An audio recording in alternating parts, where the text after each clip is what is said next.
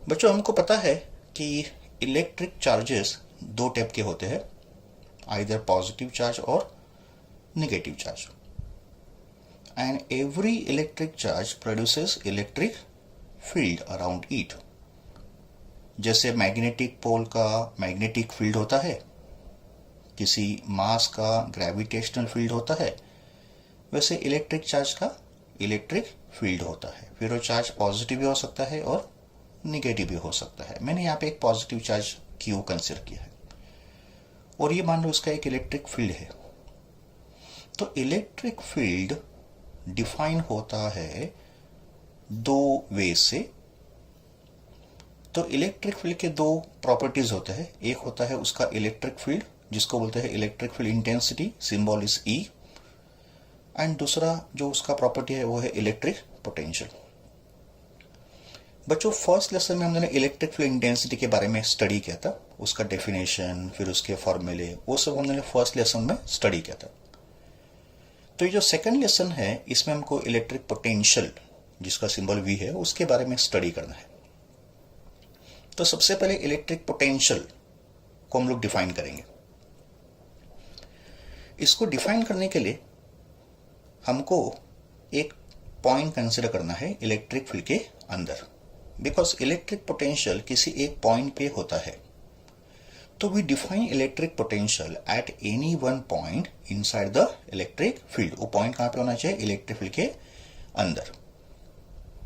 तो एग्जाम्पल के लिए एक पॉइंट पी कंसिडर करो और हमको इलेक्ट्रिक पोटेंशियल पॉइंट पी का डिफाइन करना है।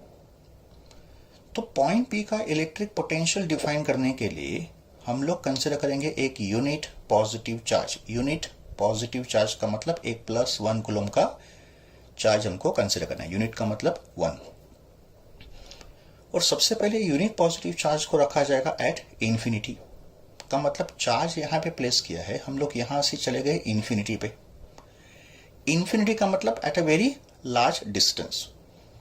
तो ये जो यूनिट पॉजिटिव चार्ज है उसको पहले कहां रखा है? At infinity. फिर इस यूनिट पॉजिटिव चार्ज को हमको मूव करना है from infinity to given point, जिस पॉइंट का हमको पोटेंशियल डिफाइन करना है। तो यूनिट पॉजिटिव चार्ज को इंफिनिटी से इस पॉइंट तक लाने में एक वर्क डन होगा और ये वर्क डन इस चार्ज पे एक्ट होने वाले इलेक्ट्रोस्टैटिक फोर्स के अपोजिट डायरेक्शन में होगा। इसका मतलब क्या हो गया? ये जो चार्ज है ये इस चार्ज को रिपेल करेगा, बिकॉज दोनों देखो पॉजिटिव है। तो ये unit positive charge repulsive force experience कर रहा है और हम लोग इस चार्ज को इंफिनिटी से पॉइंट पी तक डिस्प्लेस कर रहे हैं। इसका मतलब इसका जो डिस्प्लेसमेंट होगा ये इलेक्ट्रोस्टैटिक फोर्स के अगेंस्ट में होगा और इसको यहां इंफिनिटी से पॉइंट पी तक लाने में जो वर्क डन होगा उसी वर्क डन को बोलेंगे electric potential at point P. बच्चों, आई होप आपको ये डेफिनेशन समझ में आ रहा है। तो what is electric potential? Electric potential at a point in an electric field is the amount of work done in moving a unit positive charge from infinity to the point against the electrostatic force. Simple language में अगर एक +1 coulomb का charge को हमने infinity से point P तक displace किया तो इसके डिस्प्लेसमेंट में जो वर्क डन होगा वही वर्क डन इस पॉइंट पी का इलेक्ट्रिक पोटेंशियल होगा। तो electric potential is given by the formula work done divide by charge. Potential is work done divide by charge. Therefore V is equal to W upon Q0। देखो, definition में तो हमने unit positive charge consider किया, but formula में हम लोग एक test charge Q0 को इंट्रोड्यूस करेंगे। तो ये Q0 क्या है? Test charge. अगर Q0 टेस्ट चार्ज है तो फिर ये Q क्या है? Source charge. सोर्स चार्ज एक ऐसा चार्ज होगा जिसका इलेक्ट्रिक फील्ड होगा और टेस्ट चार्ज होगा जिसको हमने डिस्प्लेस करना है। तो potential V equals to work done upon charge, V equals to W by Q0। What is SI unit of electric potential? Now by definition potential V is W upon Q0. तो अगर potential work done upon charge है तो potential का unit होगा volt, work का unit होता है joule और चार्ज का यूनिट कूलम। और इस जूल पर कूलम को लिखेंगे जूल कूलम इनवर्स और इसी यूनिट को हमने नाम दिया है वोल्ट। तो पोटेंशियल का यूनिट है वोल्ट और वोल्ट इक्वल्स टू जूल पर coulomb. Let us define this volt. अब हम लोग वोल्ट को डिफाइन करेंगे। तो इस पॉइंट का इलेक्ट्रिक पोटेंशियल 1 वोल्ट कब होगा? अगर हमको वोल्ट डिफाइन करना है तो हमको 1 वोल्ट डिफाइन करना है। तो इस पॉइंट का पोटेंशियल 1 वोल्ट होगा अगर 1 joule of work is done. अगर हमको 1 जूल का वर्क करना पड़ेगा in moving a positive charge of 1 coulomb from infinity to the given point। तो अगर 1 कूलम के चार्ज को इंफिनिटी से पॉइंट P तक लाने में अगर 1 जूल का वर्क हो रहा है तो फिर इस पॉइंट का पोटेंशियल 1 वोल्ट होगा। तो this is definition of 1 volt. Now जैसे पोटेंशियल होता है वैसे पोटेंशियल डिफरेंस भी होगा। पोटेंशियल डिफरेंस को क्या बोलेंगे? पीडी। शॉर्ट फॉर्म में क्या बोलेंगे उसको? PD. Potential and potential difference में देखो बच्चों क्या बेसिक डिफरेंस है। पोटेंशियल किसी एक पॉइंट का होगा और पोटेंशियल डिफरेंस 2 पॉइंट के बीच में होगा। This is a basic difference between potential and potential difference. Potential is defined at 1 single point and potential difference is defined between 2 points. इसका भी डेफिनेशन ऑलमोस्ट इलेक्ट्रिक पोटेंशियल की तरह ही है, बट डिफरेंस ये होगा कि अगर मुझे पोटेंशियल डिफरेंस इन 2 पॉइंट के बीच का डिफाइन करना है, से ए एंड पॉइंट बी, दोनों पॉइंट इस चार्ज के इलेक्ट्रिक फील्ड के अंदर है, तो फिर मुझे एक टेस्ट चार्ज Q0 को पॉइंट ए से पॉइंट बी डिस्प्लेस करना है। तो अगर ये टेस्ट चार्ज Q0 ए से बी अगर मूव करेगा तो इसको मूव करने के लिए जो वर्क डन होगा इस फोर्स के अगेंस्ट में, उसी वर्क डन को बोलेंगे potential difference between A and B. Now charge Q0 है बट डिफाइन करने के लिए हम लोग Q0 की जगह पे क्या लेंगे? एक यूनिट पॉजिटिव चार्ज लेंगे, जैसे हमने पोटेंशियल के डेफिनेशन में भी कंसिडर किया था। तो potential difference between 2 points in an electric field can be defined as amount of work done in moving a unit positive charge from one point to another point against the electrostatic forces। तो बच्चों आप समझ लो कि potential में unit positive charge infinity से point P तक move किया तो पोटेंशियल डिफरेंस में यूनिट पॉजिटिव चार्ज एक पॉइंट से दूसरे पॉइंट तक मूव कर रहा है। तो this is definition of potential difference. तो potential difference V equals to VB minus VA। ये VB क्या है? पोटेंशियल एट पॉइंट B है। ये VA क्या है? पोटेंशियल एट पॉइंट A है। तो potential at point B minus potential at point A, ये हो गया potential difference between A and B and that is equal to work done from A to B upon charge Q0। तो जैसे potential होता है work done upon charge, वैसे potential difference भी work done upon charge होता है। अगर दोनों के फॉर्मूले सेम है तो दोनों के यूनिट्स भी सेम होंगे। तो पोटेंशियल डिफरेंस का भी यूनिट वोल्ट होता है। जैसे पोटेंशियल का यूनिट वोल्ट है, पोटेंशियल डिफरेंस का भी यूनिट वोल्ट है। तो अभी तक हमने स्टडी किया है इलेक्ट्रिक पोटेंशियल क्या होता है और इलेक्ट्रिक पोटेंशियल डिफरेंस क्या होता है। तो इस चैप्टर में सबसे पहले आपको पोटेंशियल और पोटेंशियल डिफरेंस के बारे में अच्छे से अंडरस्टैंड करना है। Definition of potential and definition of potential difference.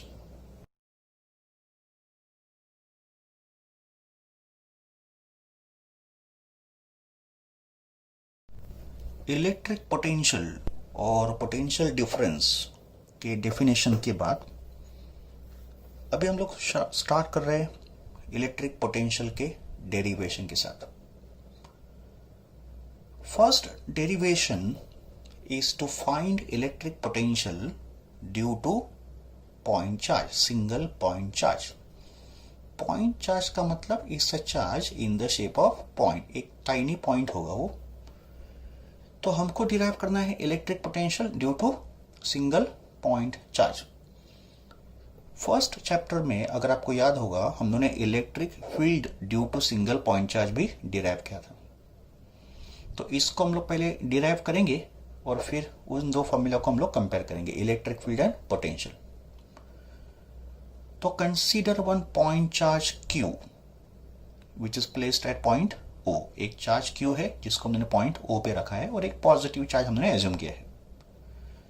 हम लोग डेरिवेशन पॉजिटिव चार्ज के साथ कर रहे हैं, बट यही फॉर्मूला जो हम लोग डिराइव करने जा रहे हैं निगेटिव चार्ज के लिए भी एप्लीकेबल होगा। तो formula is applicable for positive charge as well as negative charge, but we are deriving the formula considering positive charge. इस पॉजिटिव चार्ज का इलेक्ट्रिक फील्ड होगा उसके सराउंडिंग में। तो इसके इलेक्ट्रिक फील्ड में एक पॉइंट P कंसीडर करो जिसका डिस्टेंस होगा यहां से R। Let R be the distance of P from the charge and our aim is to find electric potential at point P due to this charge Q। हमको find करना है point P का electric potential का formula. Now as per definition electric potential at point P is the amount of work done to move charge Q0 या unit positive charge from infinity to the given point. तो point P का potential work done के बराबर होगा और ये work done एक unit positive charge को इंफिनिटी से पॉइंट P तक लाने में होगा। तो अगर हमको P का पोटेंशियल फाइंड करना है तो हमको वर्क डन फाइंड करना है। तो चलो उस वर्क डन को फाइंड करते हैं। यहां मैंने एक पॉइंट A कंसीडर किया है और इस A पे मैंने एक टेस्ट चार्ज Q0 को प्लेस किया है। हमको टेस्ट चार्ज Q0 को इंफिनिटी से पॉइंट P तक लाना है, तो हमने टेस्ट चार्ज को पहले पॉइंट A पे रख दिया। Let distance of point A from the charge be x। तो A का डिस्टेंस इस चार्ज से x है। नो अगर ये test charge Q0 point A पे रखा है तो इस टेस्ट चार्ज पे एक रिपल्सिव फोर्स ऐड करेगा, बिकॉज ये चार्ज पॉजिटिव है और टेस्ट चार्ज तो हमेशा पॉजिटिव होता है, तो ये चार्ज इसको रिपेल करेगा। तो step number 1 is to find out this electrostatic force acting on the test charge. तो अकॉर्डिंग टू कुलोम्स लॉ ये जो फोर्स F होगा उस F का फॉर्मूला होगा 1/4πε0 Q0 upon x square. Because बच्चों आपको याद होगा कुलोम्स लॉ का formula F equals to 1/4πε0 Q1 Q2 upon R square. But यहाँ पे चार्जेस कौन से हैं, Q और Q0। तो मैंने यहाँ पे लिखा Q इंटू Q0 और इनके बीच में डिस्टेंस R तो नहीं है, इनके बीच में डिस्टेंस कितना है x। तो जो R स्क्वायर था वो यहाँ पे x स्क्वायर हो गया। तो this is electrostatic force acting on the test charge at point A। अब हम लोग क्या करेंगे, अगले स्टेप में इस टेस्ट चार्ज को एक स्मॉल डिस्टेंस dx से डिस्प्लेस करेंगे, से फ्रॉम A से B। और A और B के बीच में डिस्टेंस कितना है dx। तो इस टेस्ट चार्ज को एक स्मॉल डिस्टेंस dx से डिस्प्लेस करेंगे और इसके लिए कितना वर्क डन होगा वो पहले फाइंड करेंगे। तो let us find out a small work done in moving a test charge Q0 from A to B through a small displacement dx। तो हमारा प्रोसीजर ऐसे होगा कि पहले एक छोटा वर्क डन फाइंड करेंगे और फिर उस छोटे वर्क डन को हम लोग इंटीग्रेट करेंगे, प्रोसेस ऑफ इंटीग्रेशन, तो हमको टोटल वर्क डन मिलेगा। तो पहले छोटा वर्क और बाद में total work. Now to find this small work done we use the formula work done equals to scalar product of force vector and displacement vector। तो dw equals to vector f dot vector dx is a scalar product of force vector and displacement vector। by definition vector f dot vector dx को लिखा जाएगा f dx cos theta। But in दो vector के बीच में angle कितना होगा, 180 degree होगा। क्यों 180 डिग्री होगा, because they are acting in the opposite direction. तो अगर ये दो वेक्टर अपोजिट डायरेक्शन में है तो इनके बीच में एंगल होगा 180 degree. And what is cos 180 का वैल्यू -1। तो अगर cos 180 माइनस 1 है तो फिर ये माइनस साइन इधर आ गया और हमको फॉर्मूला मिल गया minus of F into D X. तो this is amount of work done to move a test charge Q0 from point A to B. तो एक छोटा वर्क डन हमने फाइंड कर दिया। अभी नेक्स्ट स्टेप क्या होगा, let us calculate total work done, because हमको तो फाइंड करना है total work done from infinity से point P. So total work done in moving a charge Q0 from infinity to point P, ये कैसे find करेंगे, W equals to integration of dW। अभी इस dW को हम लोग इंटीग्रेट करेंगे तो हमको मिलेगा total work done.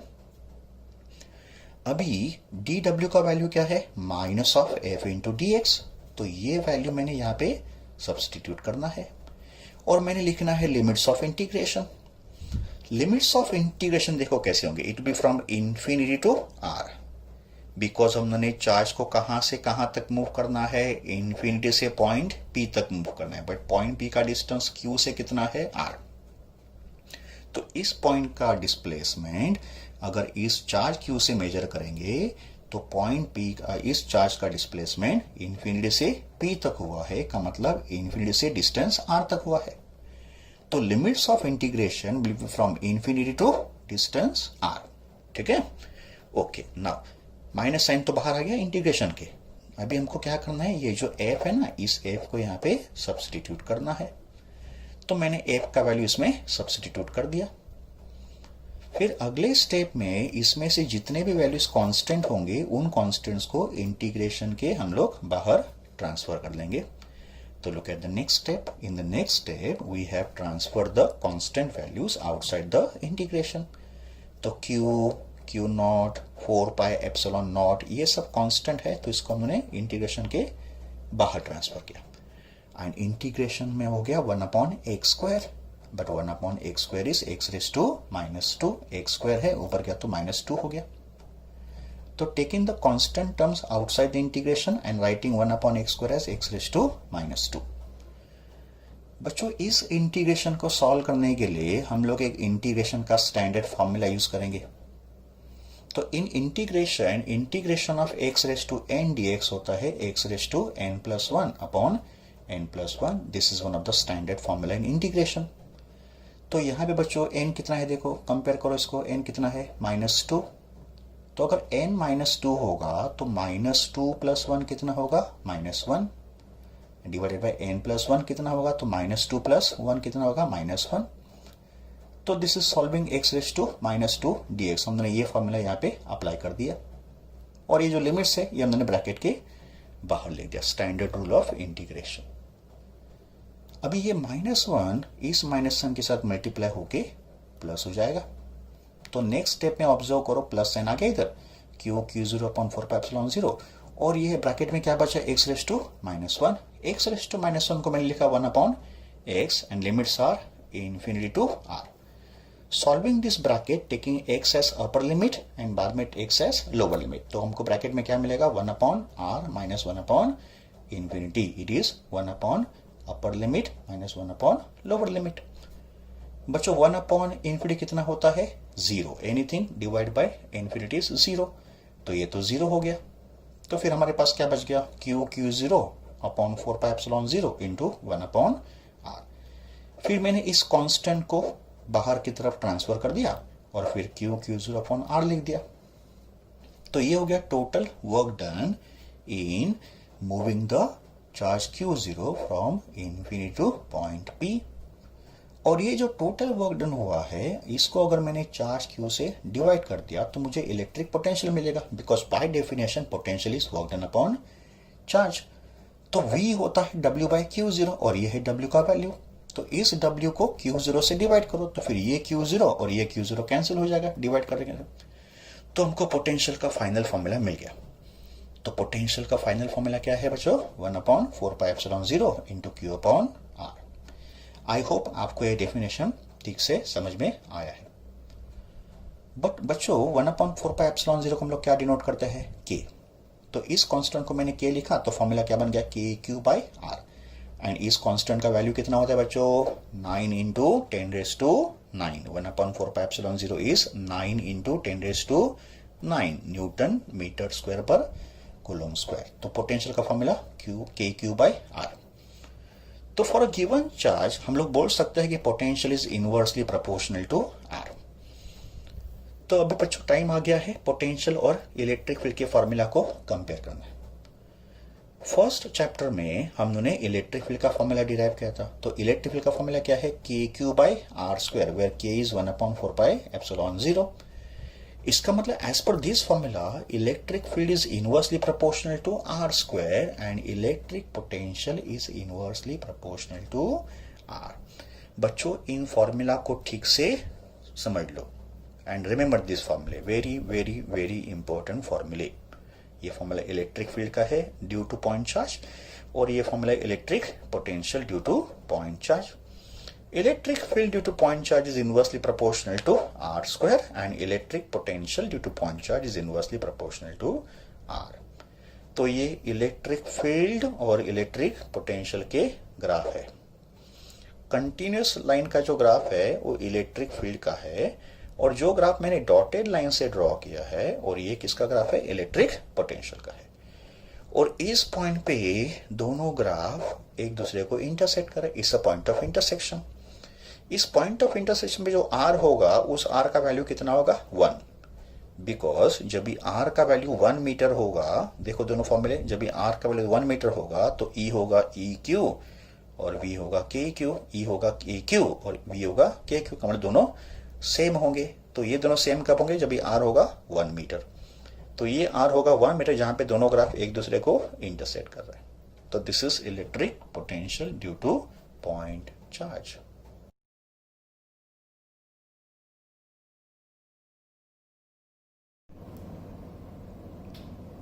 Next topic का नाम है electric potential at a point due to an electric dipole. बच्चों आपको याद होगा इसके पहले हमने इलेक्ट्रिक पोटेंशियल का एक डेरिवेशन किया था। तो आप प्लीज उस डेरिवेशन के फॉर्मूला को भी एक बार रेफर करो। That was electric potential at a point due to single charge, और उसका फॉर्मूला था V equals to 1/4 pi epsilon 0 into Q upon R, where Q is the charge and R is the distance. अभी इस derivation में हमको electric potential find करना है किसी एक पॉइंट का due to electric dipole. And what is electric dipole? ये हमने फर्स्ट चैप्टर में देखा था। Electric dipole consist of two charges which are equal but unlike, separated by small distance.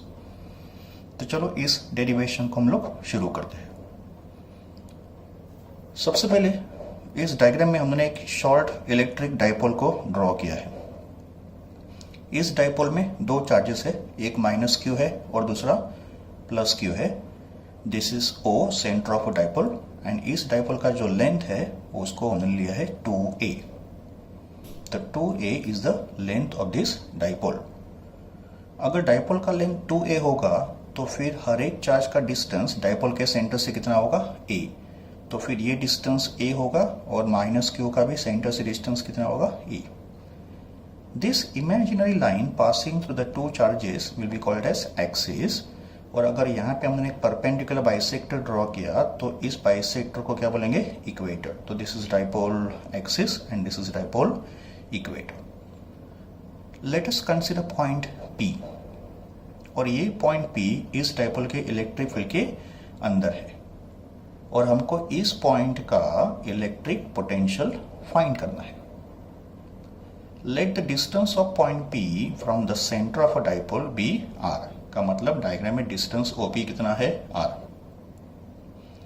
फिर पॉइंट P का डिस्टेंस पॉजिटिव चार्ज Q से R2 define करो, और पॉइंट P का डिस्टेंस नेगेटिव चार्ज से R1 डिफाइन करो। इस डाइपोल का जो मोमेंट होगा, डाइपोल मोमेंट, उसका सिंबल होगा P, and direction of dipole moment P is from -Q to +Q, ये उसका डायरेक्शन है। एंड डाइपोल मोमेंट P का मैग्नीट्यूड होता है Q multiplied by dipole length 2 है, तो P equals to Q into 2a। Let theta be the angle between segment OP and dipole moment P। तो थीटा एंगल जो है वो सेगमेंट OP और डाइपोल मोमेंट P के बीच में फॉर्म हुआ है। नाउ ये जो पॉइंट P है, ये point P can be anywhere. ये पॉइंट P हम लोग किधर भी ले सकते हैं इलेक्ट्रिक फील्ड के अंदर, anywhere we can take point P। तो अगर ये पॉइंट P समझो यहाँ पे होता तो फिर पॉइंट P एक्सिस पे होता। तो अगर पॉइंट P एक्सिस पे होता यहाँ पे, तो फिर थीटा का वैल्यू कितना होता? 0 डिग्री, बिकॉज OP तो यहाँ पे होता। फिर OP और P वेक्टर दोनों सेम लाइन पे होते, थीटा बिकम्स 0। अगर मैंने पॉइंट P को समझो यहाँ पे लिया, ये भी तो एक्सिस है, बट अगर पॉइंट P यहाँ पे होता तो पॉइंट P माइनस Q के नजदीक होता। तो अगर पॉइंट P यहाँ पे होता तो फिर एंगल थीटा का वैल्यू कितना होता? 180 डिग्री। इसका मतलब if point P is on the axis either near Q और near minus Q, value of theta will be 0 degree और 180 डिग्री। थीटा 0 डिग्री कहाँ पे होगा? Near plus Q। Theta 180 degree कहाँ पे होगा? Near minus Q। इसका मतलब एक्चुअल पॉइंट के लिए थीटा के वैल्यूज होंगे 0 डिग्री और 180 डिग्री। अगर बच्चों ये पॉइंट इक्वेटर पे होता, यहाँ पे इक्वेटर इज परपेंडिकुलर बाइसेक्टर, इस लाइन पे होता परपेंडिकुलर बाइसेक्टर पे, तो थीटा कितना होता? 90 डिग्री। तो on equator theta will be 90 degree या π/2 रेडियंस। तो हमने जिस लोकेशन पे पॉइंट P कंसीडर किया है, उस पॉइंट P ने सेगमेंट OP के साथ एंगल कितना फॉर्म किया है? Theta. Okay, now since we have two electric charges, therefore there will be two electric potential at point P। हर एक चार्ज का यहाँ पे एक इंडिविजुअल पोटेंशियल पॉइंट P पे प्रोड्यूस्ड होगा। तो सबसे पहले हम लोग इलेक्ट्रिक पोटेंशियल डिफाइन करेंगे at point P due to charge minus Q। का मतलब इस माइनस Q चार्ज का पॉइंट P पे पोटेंशियल कितना है? V1। और सिंगल चार्ज के पोटेंशियल का फॉर्मूला क्या है बच्चों? 1/4πε0 Q/R।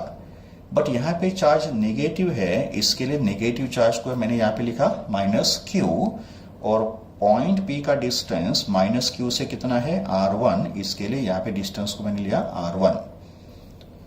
तो this is electric potential at point P due to negative charge -Q. Then we define electric potential at point P due to positive charge Q. तो positive charge का भी यहाँ पे एक पोटेंशियल होगा, तो फिर उस पोटेंशियल को V2 डिफाइन किया, तो V2 का फॉर्मूला होगा 1/4πε0 into Q divide by R2। Why R2? Because point P का डिस्टेंस पॉजिटिव चार्ज से कितना है? R2 है, तो यहाँ पे वो R2 हो जाएगा। And potential is scalar quantity, का मतलब पोटेंशियल में तो डायरेक्शन होगा नहीं। तो ऐसे दो पोटेंशियल्स पॉइंट P पे ऐड कर रहे हैं, V1 एंड V2। V1 किसने प्रोड्यूस किया? नेगेटिव चार्ज ने। V2 किसने प्रोड्यूस किया? पॉजिटिव चार्ज ने। तो अभी हमको फाइंड करना है total electric potential at point P। Now net potential at point P will be addition of V1 and V2। इन दोनों को हम लोग सिंपली ऐड करेंगे, बिकॉज दोनों तो स्केलर क्वांटिटी है। तो अभी चालू होगा मैथमेटिकल कैलकुलेशंस। तो total potential V is equal to V1 plus V2। Let us substitute V1 का वैल्यू एंड सब्स्टिट्यूट V2 का वैल्यू। फिर अगले स्टेप में देखो मैंने क्या किया है। अगले स्टेप में मैंने इन दोनों के कॉमन टर्म्स को आउटसाइड द ब्रैकेट ट्रांसफर किया है। तो इन दोनों में कॉमन किया, देखो एक तो चार्ज Q है और दूसरा 4πε0। तो इन टर्म्स को मैंने आउटसाइड द ब्रैकेट ट्रांसफर किया। फिर ब्रैकेट के अंदर 1/R2 जो पॉजिटिव है और -1/R1 नेगेटिव टर्म को मैंने सेकंड लिया। ठीक है, तो this is total potential V का वैल्यू। अभी हमको इसको आगे और सिंप्लीफाई करना है, तो फिलहाल इसको इक्वेशन नंबर 1 कॉल करके साइड में रखते हैं। अभी इस इक्वेशन में जो ब्रैकेट है, इस ब्रैकेट को हमको सिंप्लीफाई करना है। तो इसको सिंप्लीफाई करने के लिए हमको मैथमेटिक्स का एक रूल अप्लाई करना है, जो है कोसाइन रूल। तो सबसे पहले हम लोग कोसाइन रूल के फॉर्मूला को स्टडी करते हैं और फिर उस कोसाइन रूल को हम लोग इस डायग्राम में अप्लाई करते हैं। इन कोसाइन रूल, सपोज मैंने एक यहाँ पे ट्राइंगल ABC ड्रॉ किया, तो दिस इज ट्राइंगल ABC। इस एंगल को हम लोग A बोलेंगे, इस एंगल को B बोलेंगे, और let this angle be C। Angle A के अपोजिट में जो ट्राइंगल का साइड है उसको मैंने स्मॉल a बोला, एंगल बी के अपोजिट में जो ट्राइंगल का साइड होगा उसको मैंने स्मॉल बी बोला, और एंगल सी के अपोजिट में जो साइड होगा उसको मैंने सी बोला। तो according to cosine rule, side opposite to angle A अगर स्मॉल ए है तो we can say A square is equal to B square plus C square minus 2bc into cos of A, इसको बोलेंगे cosine rule. Now मैंने तो सिर्फ angle A का example दिया, वैसे I can write cosine rule for angle B also. तो angle B के लिए देखो कोसाइन रूल क्या होगा, what is side opposite to angle B, B. तो we can say B square equals to A square plus C square minus 2ac into cos of B. वैसे we can write cosine rule for C also. तो इस cosine rule को हम लोग इस diagram में apply करेंगे। तो देखो बच्चों, इस डायग्राम में कितने ट्रायंगल है, इस डायग्राम में हमारे पास 2 ट्रायंगल है। तो एक कोसाइन रूल इस ट्रायंगल के लिए अप्लाई होगा और दूसरा कोसाइन रूल जो है वो इस ट्रायंगल के लिए अप्लाई करेंगे। तो सबसे पहले इस ट्रायंगल के लिए कोसाइन रूल अप्लाई करते हैं। तो यहाँ पे हमारा एंगल कौन सा है, थीटा। उस थीटा के अपोजिट में साइड कौन सा है, R2। तो we can say R2 square equals to R square plus a square minus 2AR into cos theta. ये हो गया cosine rule for this triangle. इस ट्रायंगल का एक कोसाइन रूल है। तो ये फॉर्मूला मैंने इस कोसाइन रूल के हेल्प से अप्लाई किया है, ठीक है। सिमिलरली हम लोग कोसाइन रूल अप्लाई करेंगे इस ट्रायंगल के लिए। देखो बच्चों, अब ये एंगल थीटा है और ये पूरा एंगल समझो 180 डिग्री है, तो फिर ये एंगल कितना होगा, ये होगा 180 माइनस थीटा। तो फिर इस एंगल के अपोजिट में साइड कौन सा है, R1। तो अगर इस ट्रायंगल में कोसाइन रूल अप्लाई किया तो we can say R1 square is equal to R square plus a square minus 2AR into cos of 180 minus theta. देखो मैंने यहाँ पे लिखा, तो R1 square is equal to R square plus a square minus 2AR cos of 180 minus theta. Now what is cos 180 minus theta? Cos 180 minus theta is minus cos theta. इसका expansion क्या होता है, माइनस cos theta. तो minus और minus multiply होकर क्या हो गए, प्लस।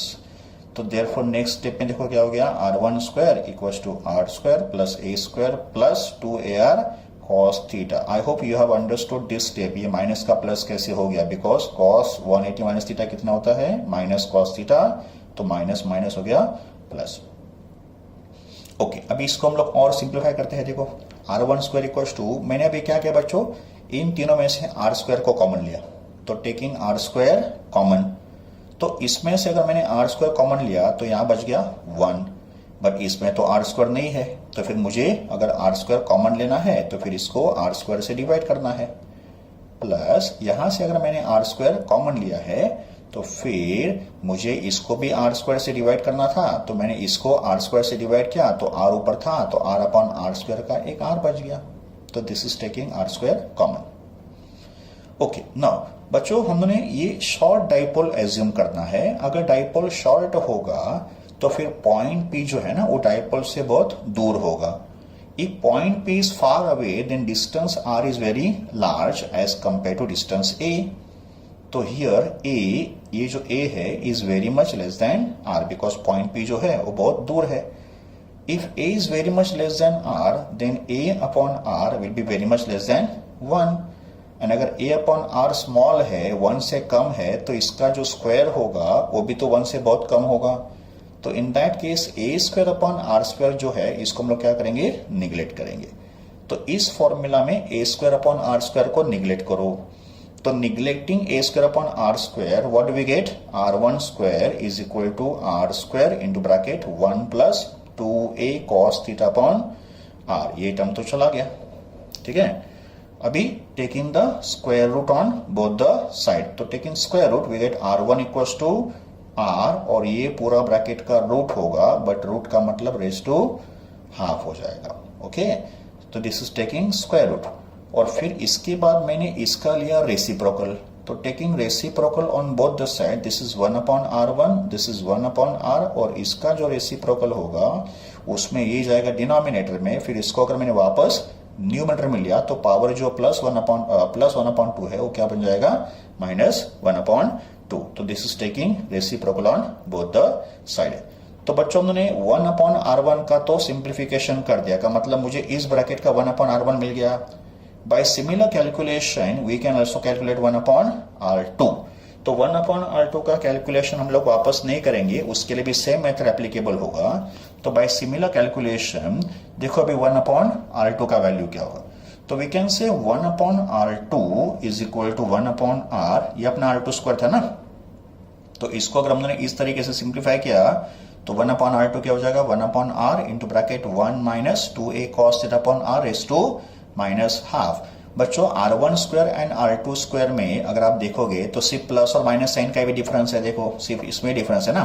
तो इसमें अगर प्लस था तो फिर r2 में क्या हो जाएगा, यहाँ पे माइनस होगा, और कैलकुलेशन जो है वो r1² की तरह ही होगा। ओके, तो we got 1/r1 also and we got 1/r2 also. अब हमको क्या करना है बच्चों, 1/r1, ये 1/r1 है और ये 1/r2 है, इसको इक्वेशन 1 में सब्स्टिट्यूट करना है। तो मैंने 1/r1 और 1/r2 को यहाँ पे इक्वेशन 1 में सब्स्टिट्यूट कर दिया।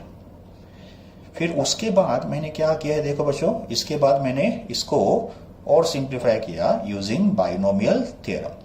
अकॉर्डिंग टू बाइनोमियल थ्योरम अगर फॉर्मूला है 1 plus x raise to n, तो उसका अप्रोक्सीमेशन होता है 1 प्लस nx, का मतलब ये जो पावर है ना ये x के साथ मल्टीप्लाई हो जाएगा। इसको बोलेंगे बाइनोमियल थ्योरम का एक्सपांशन, और ये साइन का मतलब क्या है, नियरली इक्वल टू।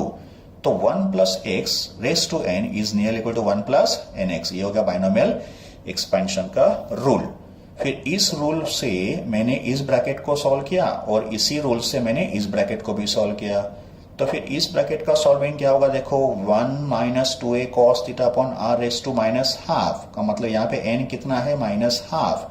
तो इट इज 1 प्लस nx, का मतलब ये n इसके साथ मल्टीप्लाई होगा, का मतलब ये हाफ इसके साथ मल्टीप्लाई होगा। तो फिर ये इसके साथ मल्टीप्लाई करेंगे तो मुझे मिलेगा 1 plus a cos theta upon r, it is n into x, का मतलब ये मल्टीप्लाई हो गया, माइनस और माइनस प्लस हो गया। सिमिलरली इसका भी मैंने एक्सपांशन किया, तो 1 plus 2a cos theta upon r raise to minus half का एक्सपांशन क्या होगा, अगर ये x है तो ये n है, तो ये nx की तरफ मल्टीप्लाई करेंगे, तो फिर इसको मल्टीप्लाई करेंगे तो ये प्लस का हो जाएगा माइनस, और यहाँ पे 2 और 2 कैंसिल होगा, तो इस a cos theta upon r। तो ये हो गया इन दो ब्रैकेट का एक्सपांशन यूजिंग बाइनोमियल थ्योरम। तो फिर इन ब्रैकेट को भी मैंने यहाँ पे सब्स्टिट्यूट कर दिया। So now my equation becomes v equals to q upon 4 pi epsilon 0 r। देखो ये r जो है ना, ये भी मैंने दोनों टर्म से आउटसाइड द ब्रैकेट ट्रांसफर किया।